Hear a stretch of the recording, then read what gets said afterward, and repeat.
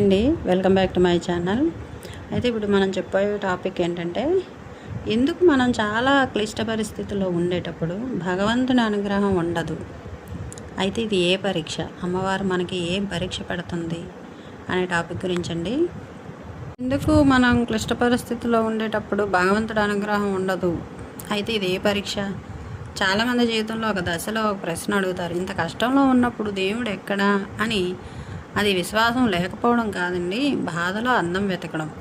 అంటే మనం ఏం తప్పు చేసాం అని చెప్పి మన బాధలో మనం అర్థం వెతుక్కుంటాం అనమాట. అయితే మనం పూర్తిగా విరిగిపోకుండా నిలబడే శక్తిగా సరైన సమయంలో ఎవరు సహాయం చేసే రూపంలో, ఎవరో ఒకరు సహాయం చేసే రూపంలో, లేదంటే ఈ బాధ కూడా తాత్కాలికమైన గుర్తు చేసే ధైర్యంగా కనిపిస్తుందండి. అంటే ఇది కూడా ఎన్ని రోజుల్లో ఈ కష్టాలు, కొన్ని రోజులే అని చెప్పి మనకి మనమే ధైర్యం చెప్పుకుంటాం అనమాట.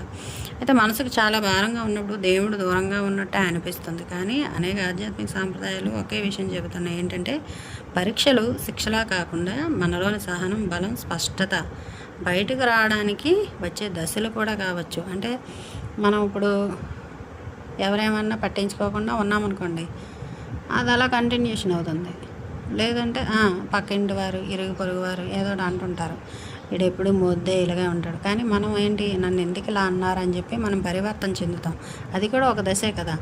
అంటే ఇప్పుడు 16 సంవత్సరాలప్పుడు ఒకలా ఉంటుంది మెంటాలిటీ, 25 సంవత్సరాలప్పుడు ఒకలా ఉంటుంది మెంటాలిటీ, 35 రాగానే ఇంకోలా ఉంటుంది, 60 రాగానే ఇంకోలా ఉంటుంది. అంటే ఇవన్నీ కూడా దశలు అనమాట. ఇందులో కూడా పరివర్తన ఉండాలి అలాగనమాట. అయితే మనం చెప్పడం సులభమే కానీ అనుభవించడం చాలా కష్టం కదండి. అయితే మనం ఎదుర్కొంటున్న లోతైన ఒత్తిడి లేదంటే నిరాశ అయి ఉండొచ్చు. అలాంటప్పుడు మనం ఏం చేయాలి? ఒంటరిగా మౌనంగా ముందుకెళ్ళకుండా నమ్మకమైన వ్యక్తితో మాట్లాడడం చేయాలి. శరీరానికి విశ్రాంతి కూడా ఇవ్వడం చాలా అవసరం.